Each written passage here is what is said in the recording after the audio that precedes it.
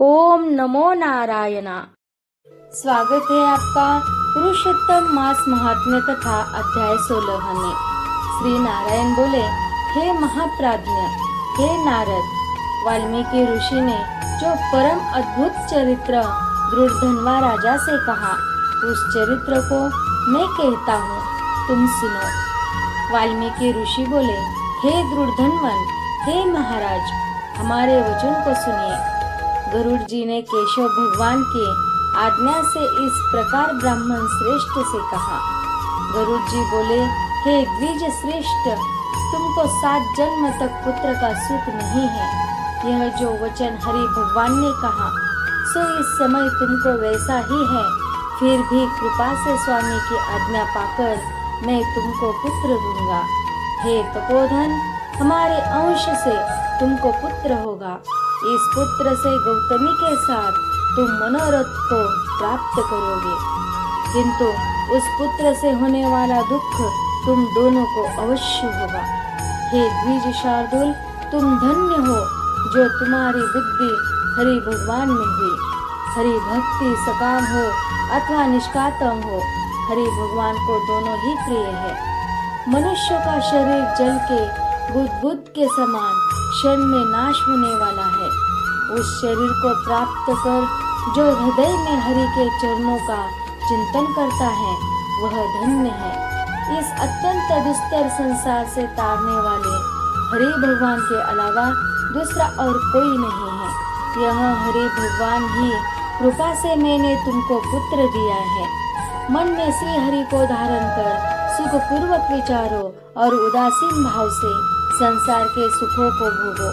वाल्मीकि ऋषि बोले, गौतमी और सुदेव दोनों स्त्री पुरुष के देखते देखते उत्तम वर को देकर उसी समय गरुड़ पर सवार होकर भगवान हरि शीघ्र ही वैकुंठ को चले गए।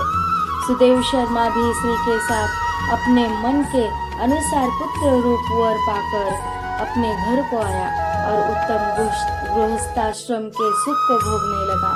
कुछ समय बीतने के बाद गौतमी को गर्भ रहा और 10वां महीना प्राप्त होने पर गर्भ पूर्ण हुआ। प्रसूति काल आने पर गौतमी ने उत्तम पुत्र पैदा किया और पुत्र के होने पर सुदेव शर्मा बहुत प्रसन्न हुआ। श्रेष्ठ ब्राह्मणों को बुलाकर जात कर्म संस्कार किया और अच्छी तरह स्नान कर ब्राह्मण श्रेष्ठ सुदेव शर्मा ने उन ब्राह्मणों को बहुत दान दिया। ब्राह्मण और स्वजनों के साथ बुद्धिमान सुदेव शर्मा ने नामकरण संस्कार किया। कृपालु गरुड़ जी ने प्रेम से यह पुत्र हुआ था। शरतकालीन चंद्रमा के समान उदय को प्राप्त तेजस्वी यह शुक के सदृश है। इसीलिए मेरा यह प्रिय पुत्र शुकदेव नाम वाला हो। माता के मन को आनंद देने वाला वह पुत्र पिता के मनोरथों के साथ साथ शुक्ल पक्ष के चंद्रमा के समान बनने लगा। पिता ने हर्ष के साथ उपनयन संस्कार कर गायत्री मंत्र का उपदेश किया। बाद वह बालक वेदारंभ संस्कार को प्राप्त कर ब्रह्मचर्य व्रत में स्थित हुआ। उस ब्रह्मचर्य के तेज से युक्त बालक साक्षात दूसरे सूर्य के समान शोभित हुआ। बुद्धि सागर उस बालक ने वेद का अध्ययन प्रारंभ किया। गुरु वत्सल बालक ने सद्बुद्धि से अपने गुरु को प्रसन्न किया और गुरु के एक बार कहने मात्र से समस्त विद्या को प्राप्त किया। वाल्मीकि ऋषि बोले, एक समय कोटि सूर्य के समान प्रभाव वाले देवल ऋषि आए। उनको देखकर हर्ष से सुदेव शर्मा ने दंडवत प्रणाम किया। अर्घ्य पार्घ्य आदि से विधि पूर्वक उन देवल मुनि की पूजा की और महात्मा देवल के लिए आसन दिया। अति तेजस्वी देव दर्शन देवल ऋषि उस आसन पर बैठ गए। बाद अपने चरणों पर बालक को गिरे हुए देखकर देवल मुनि बोले, अहो हे सुदेव, तुम धन्य हो।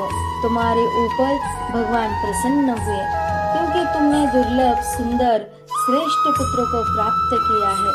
ऐसा विनीत बुद्धिमान, बोलने में चतुर, वेद पाठी और सिलवान पुत्र कहीं भी किसी के यहाँ नहीं देखा। हे पुत्र, यहाँ आओ। तुम्हारे हाथ में यह कौतुक क्या देखता हूँ? सुंदर क्षत्र 2 चामर यवरेखा के साथ कमल जानू तक लटकने वाली हाथी के सूंड के समान यह तुम्हारे हाथ कान तक फैले हुए विशाल लाल नेत्र, शरीर गोल आकार का, त्रिवली से युक्त पेट है। इस प्रकार उस बालक के विषय में कहकर उस ब्राह्मण को उत्कंठित देखकर देवल ऋषि फिर बोले, अहो हे सुदेव, यह तुम्हारा लड़का गुणों का समुद्र है, कंधा और कोख का संधि स्थान गुण है, शंख के समान उतार चढ़ाव युक्त गला वाला, चिक्कन टेढ़े सिर के बाल वाला, ऊंची छाती लंबी गर्दन, बराबर कान, बैल के समान कंधा, इस तरह समस्त लक्षणों से युक्त यह पुत्र श्रेष्ठ भाग्य का निधि है। एक ही बहुत बड़ा दोष है जिससे सब व्यर्थ हो गया। इस प्रकार कहकर शिव शीर कांपते हुए दीर्घ श्वास लेकर देवल मुनि बोले, प्रथम आयु की परीक्षा करना, बाद लक्षणों को कहना चाहिए। आयु से हीन बालक के लक्षणों से क्या प्रयोजन है? हे सुदेव, यह तुम्हारा लड़का 12वें वर्ष में डूबकर मर जाएगा। इससे तुम मन में शोक नहीं करना। अवश्य होने वाला निसंदेह होकर ही रहता है। मरणासन्न को औषध देने के समान उसकी कोई प्रतिक्रिया नहीं है। वाल्मीकि मुनि बोले, देवल मुनि इस प्रकार कहकर ब्रह्मलोक को चले गए और गौतमी के साथ सुदेव ब्राह्मण पृथ्वी पर गिर गया। पृथ्वी पर पड़ा हुआ देवल ऋषि के कहे हुए वचनों को स्मरण कर चिरकाल तक विलाप करने लगा। बाद उसकी श्री गौतमी धैर्य धारण करती हुई पुत्र का अपने गोदी में लेकर प्रथम प्रेम से पुत्र का मुख चुंबन कर बात पति से बोले। गौतमी बोली, हे द्विजराज, होने वाली वस्तु में भय नहीं करना चाहिए। जो नहीं होने वाला है वह कभी नहीं होगा और जो होने वाला है वह होकर रहेगा। क्या राजा नल, रामचंद्र और युधिष्ठिर दुख को प्राप्त नहीं हुए? राजा बलि भी बंधन को प्राप्त हुआ, यादव नाश को प्राप्त हुए, हिरण्याक्ष कठिन वध को प्राप्त हुआ, रुद्रासुर भी मृत्यु को प्राप्त हुआ, सहस्रार्जुन का सिर काटा गया, रावण के भी उसी तरह सिर काटे गए हैं। हे मुने, माँ भगवान रामचंद्र भी वन में जानकी के विरह को प्राप्त हुए, राजश्री परीक्षित भी ब्राह्मण से मृत्यु को प्राप्त हुए। हे मुनीश्वर, इस प्रकार जो होने वाला है वह अवश्य होता है। इसीलिए हे नाथ, उठिए और सनातन हरि भगवान का भजन करिए, जो समस्त जीवों के रक्षक है और मोक्ष पद को देने वाले हैं। वाल्मीकि ऋषि बोले, इस प्रकार सुदेव शर्मा ने अपनी श्री गौतमी के वचन को सुनकर स्वस्थ हृदय में हरि भगवान के चरणों का ध्यान कर पुत्र से होने वाले शोक को जल्दी से त्याग दिया। इति श्री ब्रह्मनारदीय पुराणे पुरुषोत्तम मास महात्म्ये षोडशोऽध्याय। हरि शरणम्। ओम नमो नारायण।